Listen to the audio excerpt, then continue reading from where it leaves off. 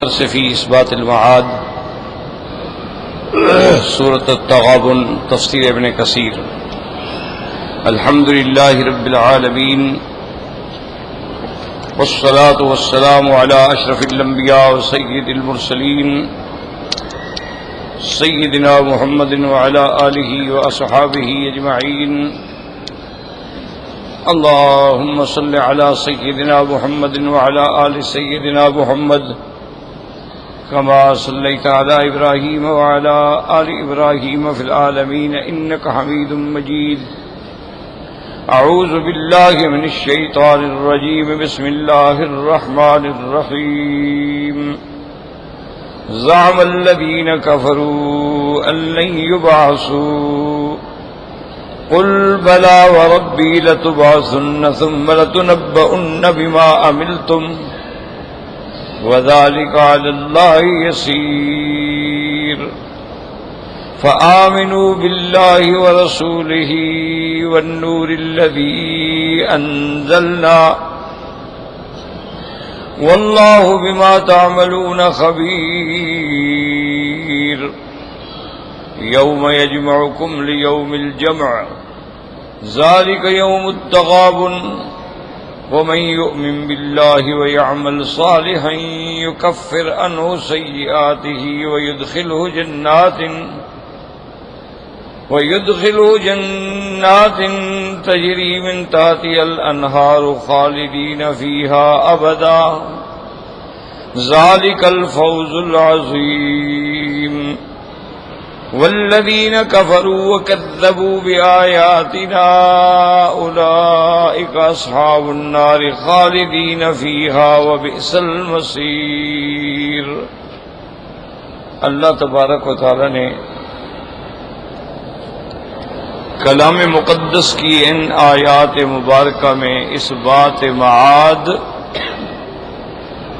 انکار کفار، رد علی الکفار والمشرکین، یعنی اس میں قیامت کا اس بات ہے کہ قیامت ہوگی، کافروں کا انکار کہ وہ قیامت کے وقوع کے قائل نہیں بلکہ منکر ہیں، اور پھر ان پہ رد۔ الحمدللہ متعدد دفعہ پڑھ چکے ہیں، سن چکے ہیں کہ بنیادی مسائل جو ہیں وہ صرف تین ہیں، یاد رکھیں۔ اس کو علماء الاصول الثلاثہ بھی کہتے ہیں، الایمان بالثلاثیات بھی کہتے ہیں، یہ تو مصطلحات ہیں، اصل بات یہ ہے کہ بنیادی جو بنیاد ہے وہ تین قواعد، جن کے بغیر آدمی مسلمان ہی نہیں ہو سکتا۔ پہلا مسئلہ جو ہے وہ ہے توحید، اور توحید میں پھر ساری اقسام آ جاتی ہیں، توحید الوہیت ہے، توحید ربوبیت ہے، توحید فی الاسماء والصفات ہے، سب آ جاتا۔ تو سب سے پہلا مسئلہ کیا ہے؟ الوہیت، اللہ کی توحید۔ اور دوسرا مسئلہ جو اہم ہے وہ ہے اس بات نبوت و رسالت، کہ انبیاء علیہم السلام کی نبوت اور ان کی رسالت پر ایمان لانا۔ اگر ایک آدمی توحید پر عقیدہ رکھتا ہے لیکن انبیاء پر ایمان نہیں لاتا، وہ بھی کافر ہے۔ اور تیسرا مسئلہ کیا ہے؟ معاد، یعنی قیامت، کہ یہ بھی عقیدہ ہو کہ اس دنیا نے فنا ہونا ہے، ہم نے مرنا ہے، مرنے کے بعد دوبارہ اٹھنا ہے، اس کے بعد حساب ہے، کتاب ہے، سزا ہے، جزا ہے، ساری تفصیل، اس پر بھی ایمان لانا ضروری ہے۔ اب اگر ایک آدمی کا اللہ پر ایمان ہے، سرکار دو عالم صلی اللہ علیہ وسلم پر بھی ایمان ہے، لیکن قیامت پہ انکار ہے، تو وہ بھی کافر ہے۔ یہ تین بنیاد ہیں، حضرت آدم علیہ السلام سے لے کر حضرت نوح علیہ السلام سے لے کر میرے آقا تک، تمام انبیاء، تمام رسول، سب اسی تین بنیادوں کو لے کے آئے۔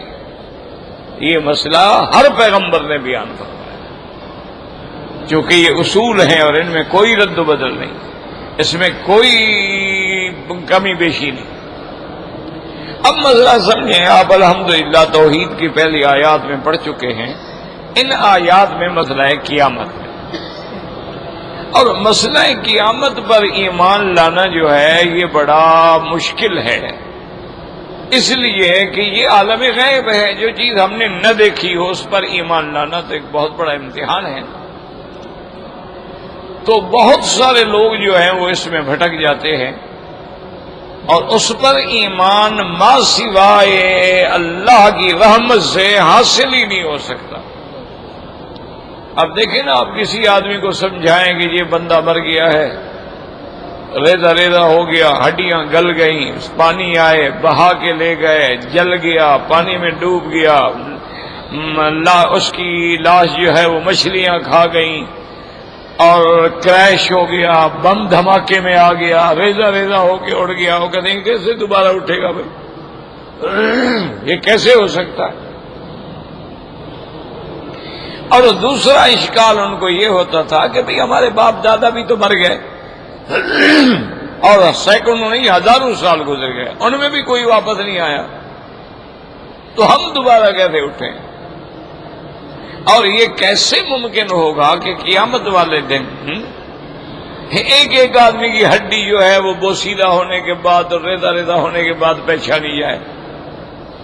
تو اس لیے قیامت پر ان کو اعتماد اور یقین حاصل ہی نہیں ہو سکتا جب تک اللہ ہدایت دے. اسی کو قرآن نے متعدد مقامات پہ بیان فرمایا ہے، اور یہی وجہ تھی کہ یہ مسئلہ اتنا ضروری ہے کہ آمنہ کے لال رحمت دو جہاں صلی اللہ علیہ وسلم جب نیند سے بیدار ہوتے، آسمانوں پہ نظر ڈالتے، اور ان فی خلق السماوات والارض واختلاف اللیل والنہار یہ آیت مبارک تلاوت فرماتے، اور اس کے بعد فرماتے اللہم انت الحق ووعدک الحق ولقاؤک حق والجنت حق والنار حق والساعۃ حق والنبیون حق ومحمد صلی اللہ علیہ وسلم حق. یعنی ہر رات مقصد ہے کہ امت کو تعلیم دینی تھی کہ قیامت ایسے ہو جیسے تمہاری آنکھوں کے سامنے کھڑی ہو. اسی لیے حکم ہے کہ اکثرو اپنے آپ کو موت کے یاد کرنے میں زیادہ فکر کیا کرو. جتنا مراقبہ موت کرو گے، موت کا جتنا فکر کرو گے، اتنی تمہارے اعمال کی اصلاح ہوتی چلی جائے گی، اتنی تم گناہوں سے بچتے چلے جاؤ. تو اس لیے حکم ہے، اسی لیے حکم ہے کہ ہر آدمی رات کو سونے سے پہلے بہت افضل ہے کہ وضو کر کے سوئے، بہت افضل ہے کہ وہ آیت الکرسی ہے، سورۃ یاسین ہے، سورۃ الملک ہے،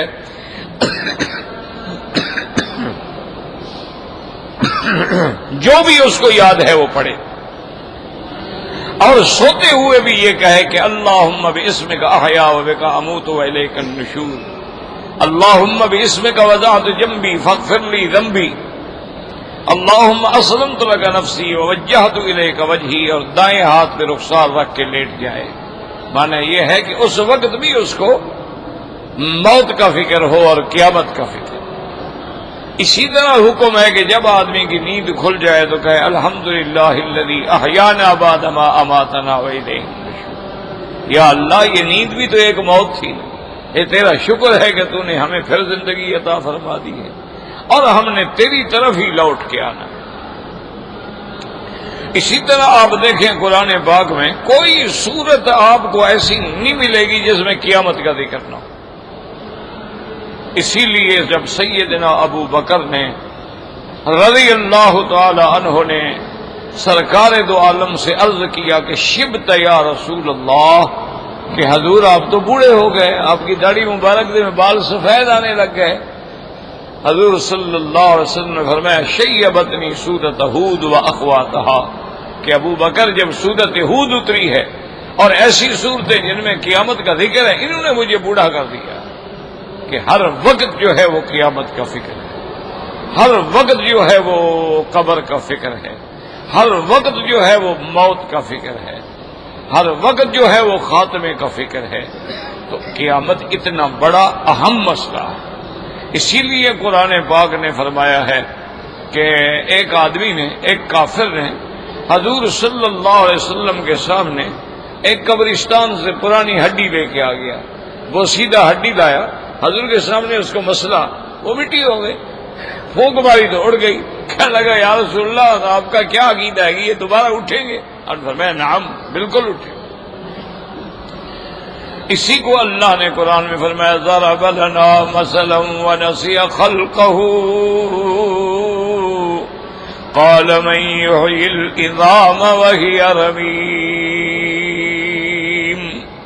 قل يحييها الذي أنشأها أول مرة وهو بكل خلق عليم۔ اللہ نے فرمایا دیکھو میرے بندے کو، انسان کو جس کو میں نے پیدا کیا ہے، اب یہ جھگڑالو بن کے کھڑا ہے، مثالیں دیتا ہے کہ جب یہ ہڈی کو سیدھا ہو جائے گی، راکھ بن جائے گی، اس کو کون زندہ کرے گا؟ اللہ نے فرمایا میرا بدنی اس کو کہو قل یحییھا الذی انشاها اول مرۃ، وہی ذات اس کو زندہ کرے گی جس نے پہلے زندہ کیا ہے۔ تو اگر اللہ پہلے بنانے پہ قادر ہے تو دوبارہ زندہ کرنے پہ کوئی مشکل ہے؟ لیکن چونکہ یہ مسئلہ علم غیب سے ہے، اس لیے حضور نے فرمایا خمس لا یعلمہن الا اللہ، 5 چیزیں ایسی ہیں جن کا اللہ کے سوا کسی کو علم نہیں۔ ان اللہ عندہ علم الساعہ، قیامت کا علم جو ہے صرف اللہ کو ہے کہ کب ہوگی، کس وقت ہوگی، اللہ کے سوا کسی کو علم نہیں ہے۔ جبریل علیہ السلام جب سائل بن کے حضور کی خدمت میں آئے اور آپ سے مسائل پوچھے، ان میں یہ بھی پوچھا کہ یا رسول اللہ ما تدری ما الساعۃ، کہ قیامت کب ہوگی؟ آپ نے فرمایا المسئول لیس اعلم من السائل، آپ نے فرمایا کہ جو جس سے پوچھ رہے ہو وہ بھی اتنا جانتا ہے جتنا پوچھنے والا جانتا ہے، یعنی نہ تم جانتے ہو نہ میں جانتا ہوں کہ کب قیامت ہوگی۔ اللہ تبارک و تعالی نے قیامت کی تعیین کا علم جو ہے وہ کسی کو نہیں دیا ہے، اللہ کے سوا کوئی نہیں جانتا۔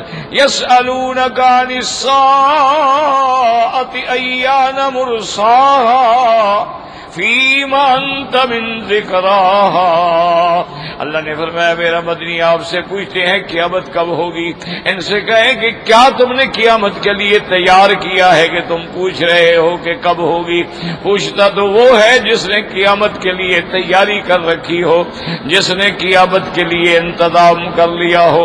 اسی طرح یسألونک عن الساعۃ قل انما علمها عند ربی لا یجلیھا لوقتھا الا ھو، اللہ نے فرمایا میرے محبوب آپ سے پوچھتے ہیں کہ قیامت کب ہے، آپ ان کو بتا دیں کہ کوئی نہیں جانتا مگر اللہ تبارک و تعالی جب چاہیں گے تو اس کو ظاہر فرما دیں گے۔ اسی طرح قرآن میں آتا ہے ان الساعۃ حق، اسی طرح قرآن فرماتے ہیں ان الساعۃ لآتیۃ لا ریب فیھا ان اللہ یبعث من فی القبور، قیامت ہر حال میں آنی ہے۔ اللہ تبارک و تعالی جو مردے ہیں ان کو بھی قبروں سے زندہ فرمائیں گے، جیسے فرماتے ہیں اذا السماء انفطرت واذا الکواکب انتصرت واذا البحار فجرت واذا القبور بعثرت، اللہ نے فرمایا جب آسمان پھٹ جائیں گے، جب تارے جھڑ جائیں گے، اور جب سمندر اور دریا جو ہیں وہ آگ سے بھر جائیں گے، اور جب قبروں کو کھول کے قبروں سے بندوں کو نکالا جائے گا، تو یاد رکھیں کہ قرآن پاک میں اللہ تبارک و تعالی نے متعدد مقامات پہ قیامت کا ذکر فرمایا ہے۔ قیامت حق ہے، موت حق ہے، اس کے بعد قبر ہے، قبر کا حساب سوال حق ہے۔ اسی طرح ایک روایت مبارک میں آتا ہے حضور پاک کی یہ بھی دعا مبارک تھی کہ لا الہ الا اللہ العلیم العظیم، لا الہ الا اللہ رب العرش الکریم، لا الہ الا اللہ رب السماوات والارض ورب العرش الکریم، حسبنا اللہ لدیننا، حسبنا اللہ لدنیانا، حسبنا اللہ لما اہمنا، حسبنا اللہ لمن بغى علینا، حسبنا اللہ لمن حسدنا، حسبنا اللہ لمن کادنا بسوء، حسبنا اللہ عند الموت، حسبنا اللہ عند القبر، حسبنا اللہ عند المصائل، حسبنا اللہ عند الصراط، حسبنا اللہ عند الميزان، حسبنا اللہ عند الجنة والنار، حسبنا اللہ عند اللقاء، حسبی اللہ لا الہ الا هو علیہ توکلت والیہ انیب۔ یاد رکھیں تو قیامت پر ایمان نہ ہو تو پھر سمجھیں وہ مسلمان بھی نہیں ہو سکتا ہے۔ قیامت پر ایمان ہو اور اس کی تفصیلات پر بھی ایمان ہو کہ قیامت والے دن ایک میدان میں ہم سب نے جمع ہونا ہے، پھر وہاں تقسیم ہوگی، ایمان والے علیحدہ، کفر والے علیحدہ، اصحاب الیمین علیحدہ، اصحاب الشمال علیحدہ، اصحاب المیمنہ علیحدہ، اصحاب المشأمہ علیحدہ۔ جہنم بھی سامنے کر دی جائے گی اور جنت کو بھی سنوار کے قریب لے آیا جائے گا، اور اس کے بعد سب کو نامہ اعمال تقسیم ہوں گے۔ نامہ اعمال کے بعد اللہ تبارک و تعالی گواہوں کو بلائیں گے اور اس کے بعد فیصلے ہوں گے، جنت والے جنت میں اور جہنم والے جہنم میں جائیں گے۔ یہ ساری تفصیل پہ ایمان ہو کہ پل صراط سے بھی گزرنا ہے، اسی طرح سور بھی ہے، سور بھی پھونکا جائے گا۔ تو جب تک ان تمام تفصیلات پہ ایمان نہ ہو اس وقت تک آدمی مسلمان بھی نہیں ہو سکتا۔ ایمان تو یقینی بات سمجھیں کہ صحابہ کا تھا۔ حضرت علی رضی اللہ تعالی عنہ نے ایک دفعہ فرمایا کہ اگر اللہ تبارک و تعالی آج میرے سامنے جنت جہنم ساری حقیقت کو کھول دینا تو میرے ایمان میں کوئی زیادتی نہیں ہوگی، میں تو پہلے مانتا ہوں، میں تو بغیر دیکھے بھی مانتا ہوں۔ یعنی اتنا ان کو یقین ہوتا تھا اپنی موت میں، اتنا یقین ہوتا تھا قیامت پہ۔ اسی لیے حضور پاک صلی اللہ علیہ وسلم نے فرمایا کہ جب اپنے بھائی کو قبر میں دفن کر لو اور قبر پہ کھڑے ہو کے دعا کرو، اللہم ثبتہ، اللہ اس کو سوال جواب میں ثابت قدم رکھنا۔ حضور نے فرمایا الآن یسأل، وہ اب سوال کیا جائے گا، اور دعا کریں کہ اللہ اس کو سوال و جواب میں قائم رکھے۔ تو ہر مرنے والے سے 3 سوال ہوں گے۔ پہلا سوال ہوگا من ربک، تیرا رب کون ہے؟ تو مومن کہے گا ربی اللہ۔ دوسرا سوال ہوگا ما دینک، تیرا دین کیا ہے؟ تو مومن جواب دے گا دینی الاسلام، میرا دین اسلام ہے۔ تیسرا سوال ہوگا ما تقول فی حق ھذا الرجل الذی بعث فیکم، تمہارا اس بندے کے بارے میں کیا عقیدہ ہے جس کو اللہ نے نبی بنا کے بھیجا تھا؟ وہ کہے گا میرا عقیدہ ہے کہ حضور اللہ کے نبی ہیں، اللہ کے پیغمبر ہیں، اللہ کے رسول ہیں۔ اب امتحان میں کامیاب ہو جائے گا تو فرشتے کہیں گے مبارک ہو، نم کا نومت العروس، سو جاؤ اب مزے سے آرام کرو۔ اور جو کافر ہوں گے، مشرک ہوں گے، ان سے جب پوچھیں گے من ربو کا، وہ کہے گا ہاں لا ادری، پتہ ہی نہیں، میں نے تو کئی رب بنا رکھے تھے، آپ کون سا رب پوچھتے ہیں؟ اللہ اکبر اللہ اکبر۔ اگر دن میں پڑھ رہا تھا ایک رسالے میں کہ ایک مسلمان تھا، نوجوان، خوبصورت ماشاءاللہ، اور وہ دریا کے کنارے پہ ایک جھیل تھی، بڑی خوبصورت جھیل تھی، اس کے کنارے پہ آ کے وضو کرتا، وضو کرنے کے بعد وہاں سے ہٹ کے آگے جا کے ایک چٹان تھی، اس پہ کھڑے ہو کے وہ نماز پڑھتا،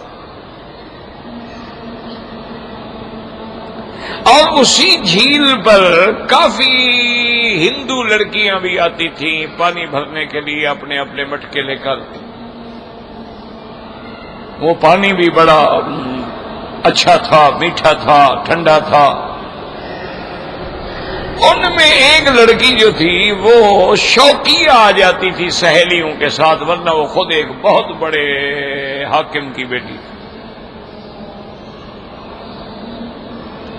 ویسے آ جاتی، اور وہاں ہو کے جھیل کے کنارے پہ وہ گاتی تھی اور کویتا کہتی تھی اور بھجن گاتی تھی جو ہندوؤں کے ہوتے ہیں۔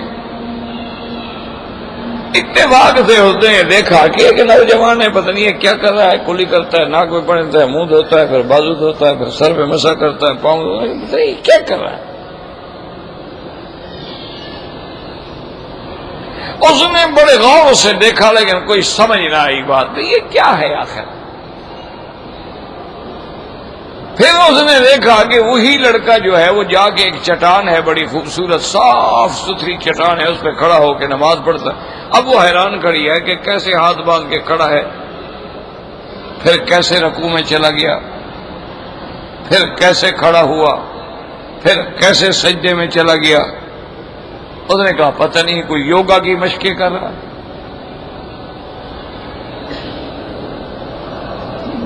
ایک دن وہ اس اوقات سے تھوڑا سا ہٹ کے، راستے سے ہٹ کے اکیلی آئی، اور اس نے دیکھا کہ وہ اسی طرح کھڑا عبادت کر رہا ہے۔ اس نے جناب اتنی زور زور سے گانا گایا اور اتنی اس کی زبردست آواز تھی کہ اس کے گانے پہ دنیا جھوم اٹھتی تھی جب وہ بھجن گاتی تھی، ہندوؤں کے جو بھجن وغیرہ ہوتے ہیں۔ لیکن اس نے دیکھا کہ وہ لڑکا جو ہے وہ تو کھڑا ہے، وہ تو ٹس سے مس ہی نہیں، وہ معلوم ہوتا ہے پتہ نہیں بہرا ہے، سنتا کچھ نہیں۔ اس نے نماز پڑھی، نماز ختم کی، اس کے بعد بیٹھ کے دعا مانگی، بڑے سکون سے دعا سے فارغ ہو کے جانے لگا تو اس لڑکی نے اس کو روکا، اس نے کہا ٹھہرو، کون ہے تم؟ اس نے کہا ایک انسان۔ اس نے کہا یہ کیا کرتے ہو؟ اس نے کہا مسلمان ہوں، نماز پڑھتا ہوں۔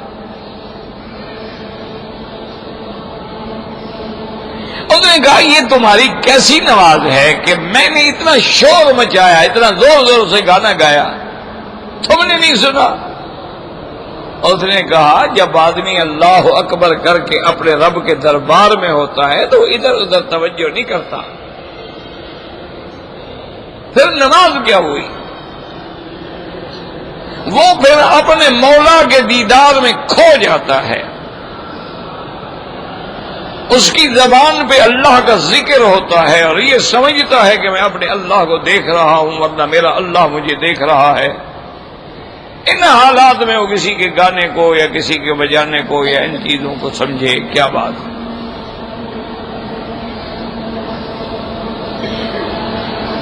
اس نے کہا یہ تم چپ کر کے عبادت کرتے ہو، ہمارے ہاں جو ہمارے دیوی دیوتا ہیں جیسے کالی ماتا ہے، ہم تو اس کے سامنے جا کے بھجن گاتے ہیں اور گھنٹیاں بجاتے ہیں اور جناب وہ شنکھ بجاتے ہیں اور شور کرتے ہیں۔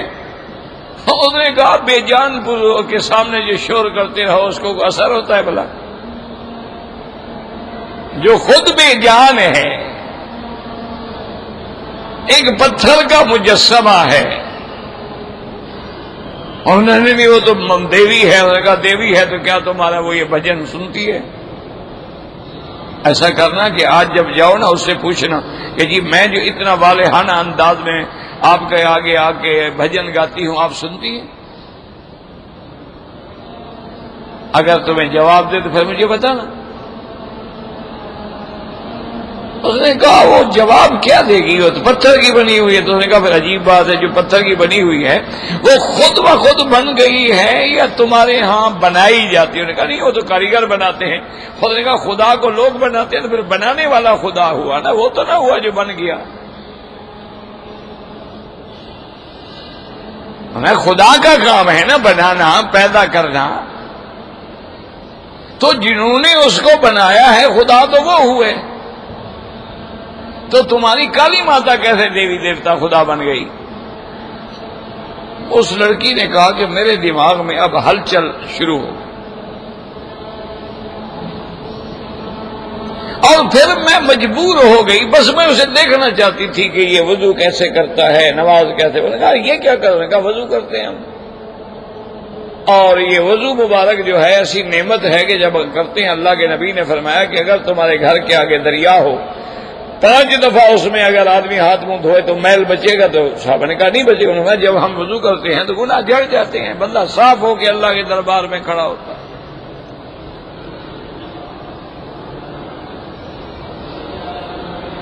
اس نے کہا عجیب بات ہے یہ. اس نے کہا اچھا دیکھو بات سنو، تم کتنی سندر ہو، کتنی خوبصورت ہو، کتنی تمہاری غزالی آنکھیں ہیں، کتنے لمبے تیرے ریشمی بال ہیں، تم ایک نظر بھی کسی کو دیکھ لو تو آدمی کی جان نکل جائے گی، لیکن کبھی اپنے بدن کو سونگھا ہے، روز اشنان کرتی ہو، تمہارے تو بدن سے کفر کی بو آتی ہے.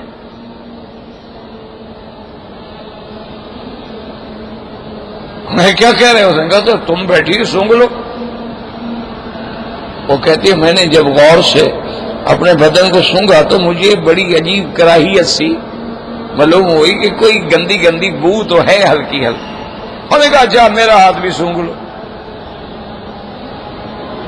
وہ کہتی میں نے حالانکہ اجنبی تھا اور مسلمان تھا، ہم لوگ تو مسلمان کو ہاتھ ملائیں تو ہمارا تو دھرم نشٹ ہو جاتا ہے، لیکن پھر بھی میں نے اس کا ہاتھ پکڑ کے سونگا، اس میں خوشبو آ رہی تھی. میں نے کہا تم نے خوشبو لگائی ہوئی ہے. میں نے کہا میں پھر دھو لیتا ہوں، ساتھ ہی تو ندی ہے.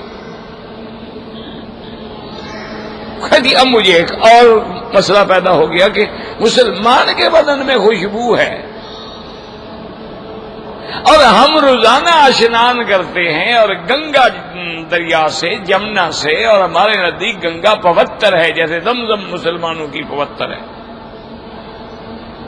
لیکن پھر بھی یہ بدبو کیوں ہے آخر؟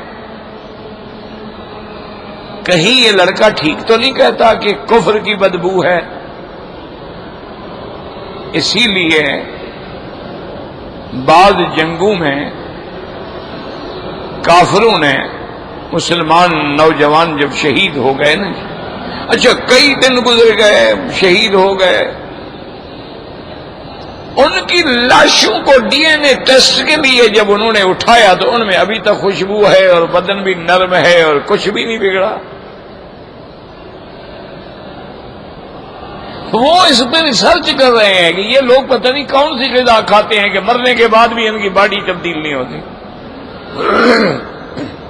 اور ہم کتنی صاف ستھرے رہتے ہیں، لیکن کسی انگریز کو، کسی ہندو کو، کسی سکھ کو 2 دن کے لیے مرنے کے بعد رکھ دو تو محلہ بھی بدبو سے بھاگ جائے.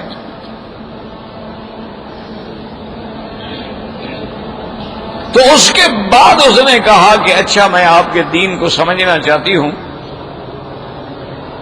آپ مجھے اپنی کوئی کتاب لا کے دے سکتے ہیں؟ اس نے کہا ٹھیک ہے. دوسرے دن وہ کہتا ہے کہ میں نے ہندی زبان کے ترجمے والا قرآن شریف لا کے اس کو دیا. میں نے کہا یہ کیا ہے؟ میں نے کہا ہماری سب سے مقدس کتاب ہے. انہوں نے کہا تمہاری مقدس کتاب؟ میں تو کافر ہوں، ہندو ہوں، میں ہاتھ لگا سکتی ہوں. اس نے کہا بی بی اگر ہاتھ نہیں لگاؤ گی، پڑھو گی نہیں تو اسلام کیسے لاؤ گی؟ اسلام تو پابندی نہیں لگاتا کہ کافر قرآن نہ پڑھے، وہ تو کہتا ہے پڑھو. اس نے کہا کمال ہے، ہمارے عقیدے میں تو ہماری جو مقدس وید ہیں، جو ہماری گرنتھ ہیں، جو ہماری کتابیں ہیں، ان کو تو اگر کوئی مسلمان تو مسلمان کوئی یعنی نیچ طبقے کا آدمی جو ہے جیسے دلت ہیں، شودر ہیں، ہاتھ لگا لے تو وہ تو پلید ہو جاتے ہیں اور کتاب ہماری ختم ہو جاتی ہے. میں نے کہا اچھی کتاب ہے کہ جس کو ہاتھ لگانے سے کتاب بھی ختم، اگلا بندہ بھی ختم. آئی کیوں ہے پھر؟ جو چیز ہدایت دینے کے لیے آتی ہے وہ بھی خراب ہو جاتی ہے. میں نے کہا بی بی یہ تمہارا واہمہ ہے، کوئی مذہب نہیں، ہندو ایک ڈھکوسلا ہے. ایک توہمات ہیں، تخیلات ہیں، ان کے دماغوں میں بٹھائے گئے ہیں باپ دادے سے، کوئی حقیقت نہیں ہے ان مذاہب کی. یہ کوئی مذہب ہے کہ جی چونکہ گرو نانک نے بال بڑے تھے اور داڑھی بڑی تھی، بال نہیں کٹوائے تھے، لہذا بال نہ کٹواؤ، لہذا یہ دین بن گیا. انہوں نے کہا جی یہ 5 ککے اکٹھے کر لو تو بس تم کامیاب ہو جاؤ گے. ایک تمہارے پاس کچا ہو، کرپان ہو، اس کے بعد کڑا ہو اور کیسو ہوں، بس پھر تم ہر جگہ کامیاب. یہ کوئی مذہب ہے جو کڑے سے کامیاب ہو جاتا ہو؟ یہ کوئی دھرم ہے کہ بال بڑھاتے جاؤ بڑھاتے جاؤ، چاہے بندے کی شکل ہی نہ رہے، جن بن جاؤ؟ یہ کون سا مذہب ہے؟ کوئی دنیا میں آپ نے ایسا مذہب دیکھا ہے کہ جس کے سامنے لڑکیاں ننگی یا قریاں لباس میں کھڑی ہو کے ڈانس کرے؟ کیا ہے جی، نذرانہ پیش کر رہی ہیں دیوی کو؟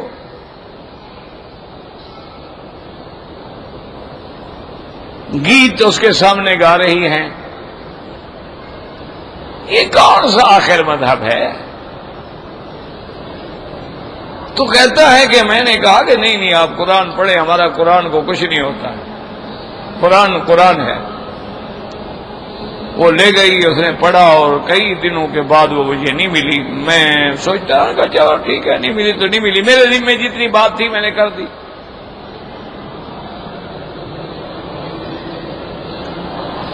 کہتے کئی دن کے بعد جب مجھے نظر آئی تو اس نے کہا ایک بات بتاؤ، اگر میں مسلمان ہونا چاہوں تو اس کا طریقہ کیا ہوگا؟ میں نے کہا کوئی نہیں، غسل کر لو، کلمہ شریف پڑھ لو، بس ختم ہو گئی، مسلمان ہو گئی تم۔ انہوں نے کہا پھر میں کل غسل کر کے آؤں گی تو مجھے کلمہ پڑھا دو۔ میں نے کہا ٹھیک ہے۔ وہ کہتا ہے آگے میں نے اس کو کلمہ پڑھا دیا، اس نے کہا الحمدللہ میں مسلمان ہو گئی۔ لیکن میرا ابھی یہ یاد رکھنا، چونکہ میں تو یہاں کے سب سے بڑے افسر کی بیٹی ہوں، اور اس نے کہا اب میں نے غور کرنا شروع کیا ہے کہ یہ مسلمانوں کو کیوں مار رہے ہیں، لڑکیوں کو اٹھا لیتے ہیں، ان کی عصمت دری کرتے ہیں، بوڑھی عورتوں کو بھی معاف نہیں کرتے ہیں، ان سے بھی زنا ہوتا ہے، سڑکوں پہ کھلے عام ان کے کپڑے اتار کے ان کو گھسیٹا جاتا ہے۔ یہ کون سا آخر مذہب ہے؟ کہتی ہے میرا جوں میں غور کرتی گئی اسلام روشن ہوتا گیا، ایک مینارہ نور میرے سامنے آ گیا۔ پھر میں نے اس لڑکے سے کہا، میں نے کہا دیکھو میں مسلمانوں کا اور بھلا تو کچھ نہیں کر سکتی،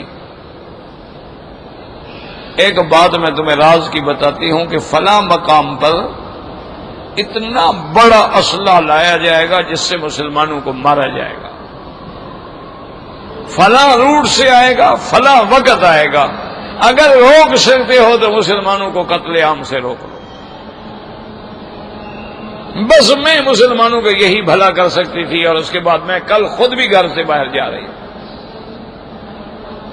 چونکہ گھر میں رہ کے میں نہ نماز پڑھ سکتی ہوں، نہ میں اسلام کا نام لے سکتی ہوں، لہٰذا میں اس گھر کو بھی ہمیشہ کے لیے چھوڑ دوں گی، پھر خدا جانے تیری میری کہیں ملاقات ہوگی یا نہیں ہوگی، آخری احسان کم از کم میں مسلمانوں کو بچانے کے لیے یہ تمہیں خبر دے رہی۔ اس نے کہا بی بی میں ہی انہی مسلمانوں میں سے ہوں جو مسلمانوں کی جان بچانے کے لیے ہم لڑ رہے ہیں، تم نے بڑا احسان کیا۔ اس نے کہا ہمیں واقعی صحیح خبر دی اس نے، اور اگر وہ خدا نہ کرے خدا نہ کرے خدا نہ کرے وہ بم پھٹ جاتے تو خدا جانے کتنے مسلمان برباد ہو جاتے، کتنے بے گناہ مارے جاتے، کتنے مظلوم شہید ہو جاتے۔ تو اسلام ہے نا جی، کوئی ٹھنڈے دل سے غور بھی تو کرے نا،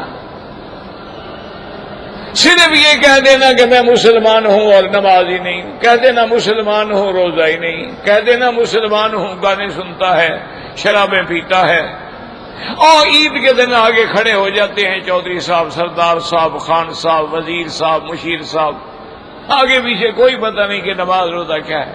یہ کون سا اسلام؟ یہ تو اسلام کا یعنی اسلام کے نام کو بدنام کرنے والے لوگ ہیں۔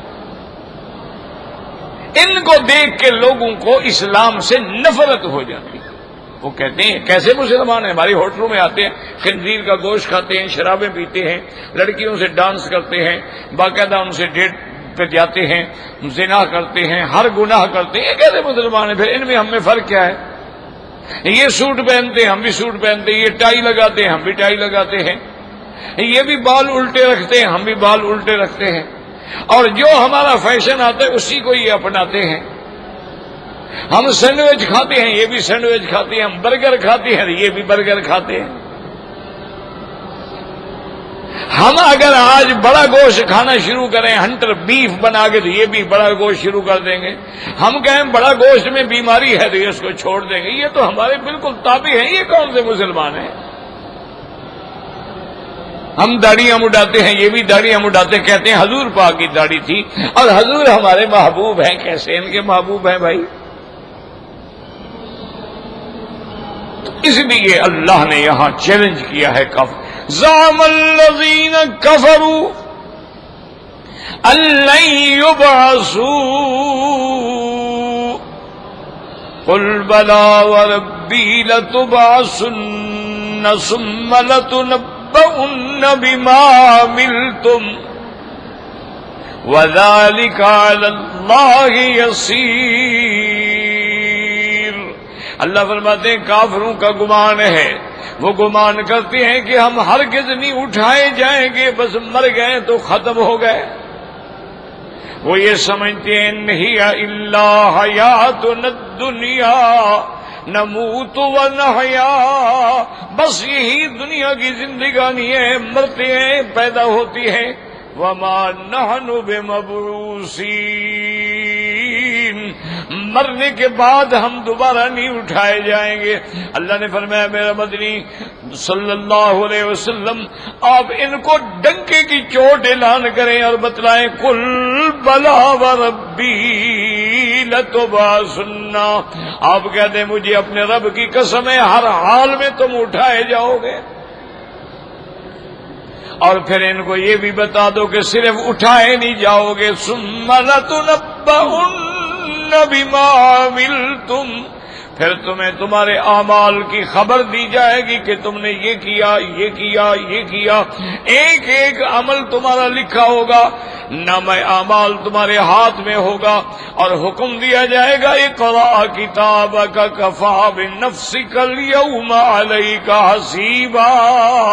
اور دوسری جگہ قرآن کہتا ہے جب کافر دیکھیں گے اپنے نامہ عمل کو پڑھیں گے تو چیخ پڑیں گے اور کہیں گے ما لہذا الکتاب لا یغادر صغیرۃ ولا کبیرۃ الا احصاها ووجدوا ما عملوا حاضرا۔ وہ کہیں گے ہائے یہ کیسی کتاب ہے کہ ہمارا ہر عمل اس میں لکھا ہوا ہے، چھوٹا ہے بڑا ہے، اور جو کچھ ہم نے کیا آج نقشہ ہمارے سامنے ہے۔ تو اس لیے اللہ نے فرمایا اعلان کر دیں قل بلا وربی، ہاں اٹھائے جاؤ گے، مجھے اپنے رب کی قسم ہے لتبعثن ثم لتنبؤن بما عملتم، پھر تم کو خبر دی جائے گی تم نے کیا کیا، وذالک علی اللہ یسیر۔ اور یہ ہر بندے کو اس کے اعمال کی خبر دینا، ہر بندے کو نامہ اعمال دینا، ہر بندے کو اس کے اعمال کا پورا نقشہ دے دینا، اللہ کے لیے کیا مشکل ہے، اللہ کے لیے سب آسان ہے، چونکہ وہاں تو حکم دینے کی دے رہے ہیں اور سب تیار ہو جائے گا۔ اب آگے اللہ نے فرمایا آمنوا باللہ ورسولہ، فآمنوا باللہ ورسولہ، اللہ پر ایمان لاؤ، لیکن صرف اللہ پہ ایمان کافی نہیں، اس کے رسول پر بھی ایمان لاؤ۔ صرف لا الہ الا اللہ کہتے رہو تو نجات نہیں ہوگی جب تک کہ عقیدہ نہ ہو محمد الرسول اللہ۔ اللہ پر بھی ایمان لاؤ، اللہ کے رسول پر بھی ایمان لاؤ، اور پھر صرف یہ نہیں ہے کہ ایمان، فرمایا والنور الذی انزلنا، اور اس نور پر بھی ایمان لاؤ جو ہم نے اتارا ہے محمد مصطفیٰ پر صلی اللہ علیہ وسلم۔ وہ نور کیا ہے؟ قرآن۔ انزلنا الیک نورا مبینا، اور کہیں فرمایا واتبعوا النور الذی انزل معہ، تو اس قرآن پر بھی ایمان لاؤ اور قرآن کے تمام احکام پر بھی ایمان لاؤ۔ واللہ بما تعملون خبیر، اور اللہ جانتے ہیں جو تم عمل کر رہے ہو، تمہارے اعمال صالحہ ہیں وہ جانتے ہیں، تمہارے اعمال سیئہ ہیں وہ جانتے ہیں۔ آگے فرماتے ہیں یوم یجمعکم لیوم الجمع ذالک یوم التغابن، یہ سورت کا نام آیا، وہ دن جس دن اللہ سب کو جمع کریں گے، وہ جمع ہونے والا دن ہوگا۔ وہ کون؟ قیامت والا دن۔ یوم یجمعکم لیوم الجمع، اسی طرح دوسرے مقام پہ اللہ انکم لمجموعون الی میقات یوم معلوم، اللہ نے فرمایا تم سب کو ہم نے جمع کرنا ہے، وہ ایک دن ہوگا، اور یاد رکھو وہ جمعہ کا دن ہوگا، چونکہ قیامت بھی جمعہ کے دن ہوگی۔ اور یوم الجمع کو اللہ نے فرمایا ذالک یوم التغابن، یاد رکھو تغابن غبن سے ہے، مانا وہ ہار جیت کا دن ہوگا۔ ہار جیت کیا مانا؟ کہ آج کچھ لوگ جیت جائیں گے، کچھ ہار جائیں گے، اس کو کہتے ہیں تغابن۔ یوم یجمعکم لیوم الجمع ذالک یوم التغابن، آج جن کے نام اعمال دائیں ہاتھ میں مل گئے وہ جیت گئے، وہ کامیاب ہو گئے۔ فَأَمَّا مَنْ أُوتِيَ كِتَابَهُ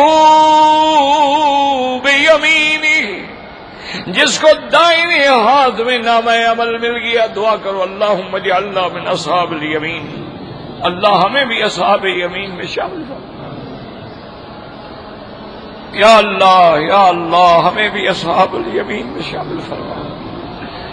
اللہ اکبر، اللہ نے قرآن میں نقشہ کھینچا ہے، اما من اوتی کتابہ بیمینہ فیقول ہاؤم اقرؤوا کتابیہ، جس کو دائیں ہاتھ میں نامہ عمل ملے گا وہ کہے گا ادھر آؤ بھائی، ادھر آؤ، دیکھو میرا نتیجہ آ گیا، رزلٹ آ گیا، دیکھو میں پاس ہو گیا، دیکھ لو دیکھ لو، چونکہ مجھے یقین تھا نا مرنے کے بعد میں نے اللہ کے دربار میں جانا ہے۔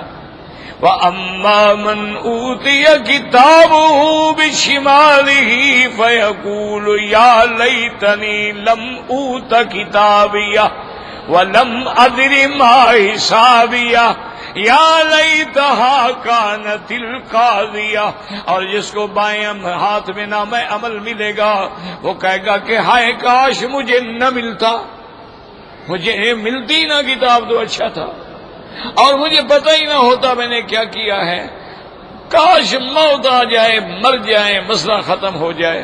لیکن جن کو نامہ عمل، اور اس لیے حضرت ابن عباس فرماتے ہیں کہ سب سے پہلے نامہ اعمال قیامت والے دن حضرت عمر کو ملے گا رضی اللہ عنہ۔ ایک دن حضور پاک نے فرمایا اپنے ایک صحابی سے کہ جانتے ہو ستارے کتنے ہیں آسمانوں پہ؟ اس نے کہا حضور ستاروں کا کیا پتہ کتنے ہیں؟ آپ نے فرمایا جتنے آسمانوں کے ستارے ہیں نا اتنی میرے عمر کی نیکیاں۔ اندازہ صحابی گھبرا گیا، اس نے کہا حضرت اگر اتنی ساری نیکیاں تو عمر لے گیا، پھر ابو بکر کا کیا ہوگا؟ آسمانوں کے ستاروں کی مانند نیکیاں تو عمر کو مل گئیں، تو پھر ابو بکر رضی اللہ تعالیٰ عنہ کا کیا ہوگا؟ آپ نے فرمایا میرے صحابی کیا سوچ رہے ہو، یہ ساری نیکیاں ابو بکر کی ایک نیکی کے برابر بھی نہیں۔ اللہ اکبر، اللہم ارزقنا حبک وحب نبیک وخلفاء نبیک واصحاب نبیک واہل بیت نبیک۔ اسی لیے حضرت عمر کہتے تھے ابو بکر میری ساری زندگی کی نیکیاں لے لو، صرف مجھے 2 راتیں دے دو، ایک ہجرت کی رات مجھے دے دو، اور ایک جب تم نے حضور کی وفات کے بعد دین کو بچانے کے لیے تلوار اٹھائی تھی وہ رات مجھے دے دو، میری ساری نیکیاں لے لو۔ اللہ اکبر اللہ اکبر، بس دعا کریں کہ اللہ خاتمہ ایمان پہ فرما دے اور اللہ اصحاب یمین میں بنا دے، اور قیامت میں خلفائے راشدین کے ہاتھوں سرکار کے حوض کوثر پہ سرکار کے ہاتھوں سے جام کوثر پلا دے۔ دعا کیا کریں، بس اللہ بڑے رحیم ہیں، ارحم الراحمین ہیں، اکرم الاکرمین ہیں۔ ایک غریب بدو تھا، عربی تھا، جنگل میں بیٹھا ہے، اللہ کے آگے رو رہا ہے اور کہتا ہے میرا اللہ کون سا ایسا گناہ ہے جو میں نے نہیں کیا؟ ڈاکے میں نے ڈالے، قتل میں نے کیے، عصمت دری میں نے کی، زنا میں نے کیے، شراب میں نے پیا، جوئے میں نے کھیلے، کون سا ایسا گناہ ہے؟ اور میری ایک ایک لمحہ زندگی کا گناہوں میں اور تیری نافرمانی میں گزرا ہے، لیکن میرا یقین ہے کہ تیری مغفرت جو ہے نا وہ میرے گناہوں سے بہت بڑی ہے۔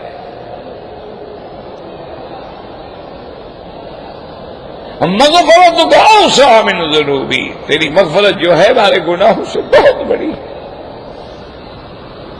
اور دیکھو بدو نے کیا پیاری بات کی، کہتا ہے اللہ اگر آپ میری مغفرت فرما دیں تو آپ کا کیا نقصان ہو جائے گا، اور اگر آپ نے میری مغفرت نہ کی میں تو برباد ہو گیا۔ تو مولا اپنے بندے کو پیدا کر کے برباد کرنے میں آپ کو خوشی ہوگی؟ اللہ اکبر۔ کہتے ہیں کہ بس وہ سویا اور خواب میں دکھلایا گیا کہ میرے بندے واقعی میری مغفرت بہت بڑی ہے، جاؤ میں نے تمہارے سارے گناہ معاف کر دیے۔ اس لیے دعا کریں اللہ ہمارے بھی گناہ معاف فرما دے، ہماری اولادوں کی اولادوں کی اصلاح فرما دے، اللہ ان سب کو شقاوت سے بچائے اور سب کو اپنی اطاعت نصیب فرما دے۔ اس لیے حکم ہے، دیکھو کیسی ترتیب ہے، اگر غور کرو گے نا تو پھر قرآن سمجھ جاتا ہے۔ فَآمِنُوا بِاللَّهِ وَرَسُولِهِ وَالنُّورِ الَّذِي أَنزَلْنَا وَاللَّهُ بِمَا تَعْمَلُونَ خَبِيرٌ۔ اللہ نے فرمایا اللہ پر ایمان لاؤ، اس کے رسول پہ ایمان لاؤ، قرآن پہ ایمان لاؤ، اللہ جو تم کرتے ہو جانتے ہیں۔ اور آگے کہتے ہیں یوم یجمعکم، کیا مانا سمجھو نا قرآن کو؟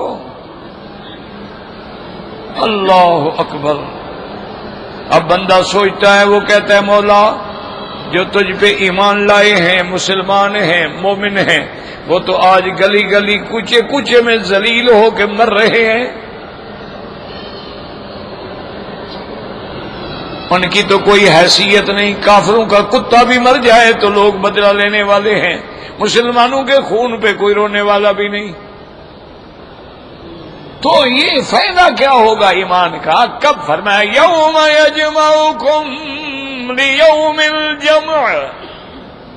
میرے بندے اس کا فائدہ دیکھنا ہے تو اس دن کی انتظار کرو جو قیامت کا دن ہوگا، وہ دن ہوگا ذالک یوم التغابن، اور وہ دن ہوگا ہار جیت کا دن ہوگا، اس دن فیصلہ ہوگا وَمَن يُؤْمِن بِاللَّهِ وَيَعْمَلْ صَالِحًا يُكَفِّرْ عَنْهُ سَيِّئَاتِهِ وَيُدْخِلْهُ جَنَّاتٍ تَجْرِي مِن تَحْتِهَا الْأَنْهَارُ خَالِدِينَ فِيهَا أَبَدًا ذَلِكَ الْفَوْزُ الْعَظِيمُ۔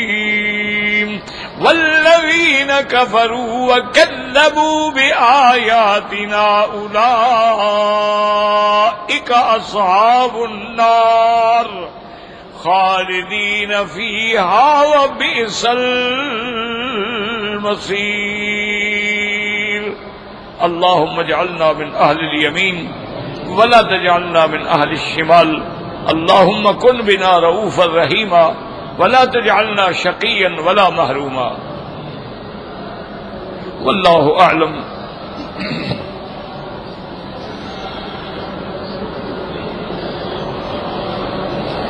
کہتا ہے جی کہ میں نے عمرہ کرنے کے بعد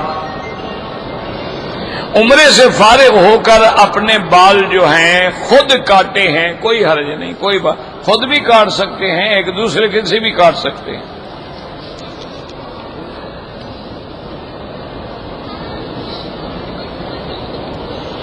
کہتے ہیں کہ ہمارے گھر میں پودے ہیں، آم ہیں، امرود ہیں، ان کو بعض جانور جو ہیں وہ گلہریاں وغیرہ کھاتی ہیں، بالکل آپ ان کو بھگا سکتے ہیں، مار بھی سکتے ہیں، دوائیں بھی ملتی ہیں تاکہ آئندہ وہ قریب نہیں آئیں گے۔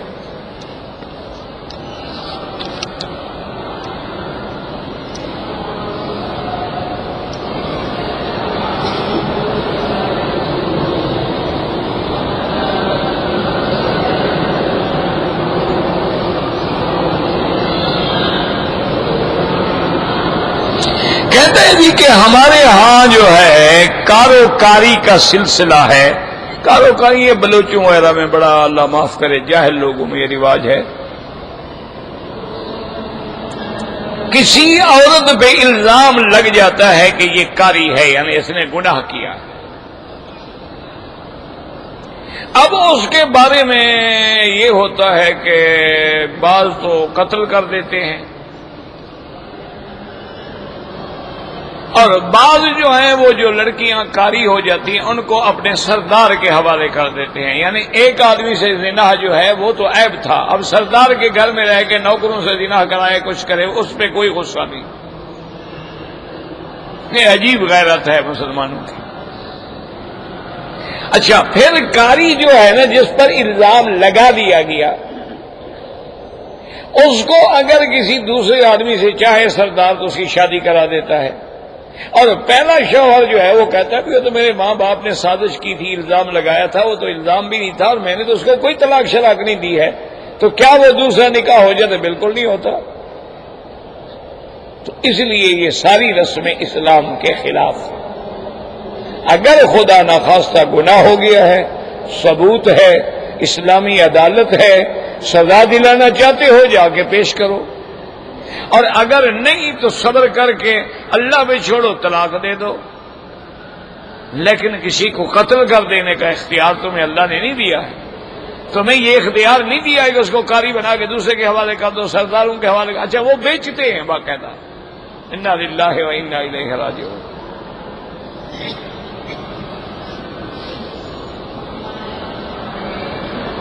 مونچھیں جو ہیں ان کو اس طرح نہ پھیریں۔ حکم یہ ہے کہ اعفوا اللحى وقصوا الشوارب، مونچھیں کاٹی جائیں، کٹوانے کا حکم ہے، اس طرح پھروانے کا نہیں ہے۔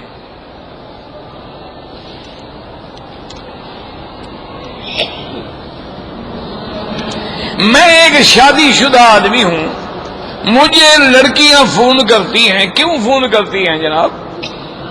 تو تمہارے اندر کوئی لچک ہے نا، ہمیں کیوں نہیں فون کرتی؟ تم کوئی آسمان سے اترے ہوئے شہزادے ہو؟ مانا یہ ہے کہ تمہاری نیت ہی خراب ہے، ورنہ غیر محرم عورت سے کیوں بات کرو؟ اب ہم سے مسئلے کی بات ہو، ہم بتا دیتے ہیں، اگر اس کی بات میں ڈانٹ دیتے ہیں، مجال ہے اندر کوئی ٹیلی فون کرے۔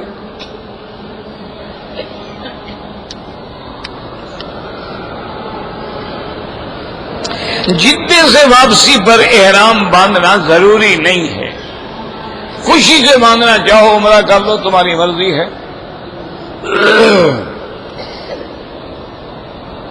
بھئی مکے میں رہنے والے 100 دفعہ یہ بات پوچھ چکے ہو، مکے میں رہنے والوں کا قران نہیں ہوتا۔ ایک دفعہ نہیں، 1000 دفعہ یہ مسئلہ پوچھا گیا ہے۔ مکے کے رہنے والے نہ تمتع کرتے ہیں نہ قران، ان کا حج افراد ہوتا ہے۔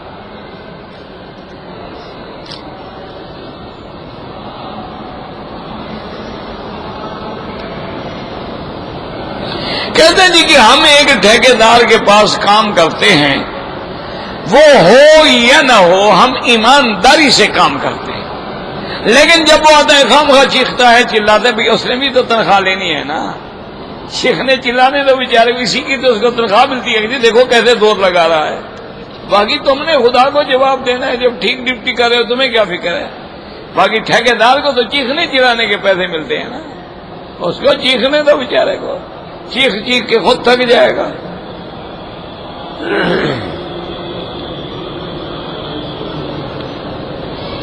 بھائی استخارہ دن میں بھی کر سکتے ہو، رات میں بھی کر سکو، ضروری نہیں ہے کہ رات کو کرو اور پھر سو جاؤ، کسی وقت بھی 2 رکعت پڑھو، دعا استخارہ مانگو، بات ختم ہو گئی۔ عقیقہ 7 دن کے بعد ہوتا، زیادہ سے زیادہ لیٹ ہو جائے تو پھر 14 دن کے بعد ہوتا ہے، اس کے بعد پھر کوئی عقیقہ نہیں ہوتا، وقت گزر گیا، بات ختم ہو گئی۔ ربنا تقبل منا إنك أنت السميع العليم وتب علينا إنك أنت التواب الرحيم. اللهم اجعل لنا وللمسلمين من كل هم فرجا ومن كل ضيق مخرجا ومن كل بلاء عافيا. ربنا آتنا في الدنيا حسنة وفي الآخرة في الآخرة في الآخرة في الآخرة في الآخرة في الآخرة في الآخرة في الآخرة في الآخرة في الآخرة في الآخرة في الآخرة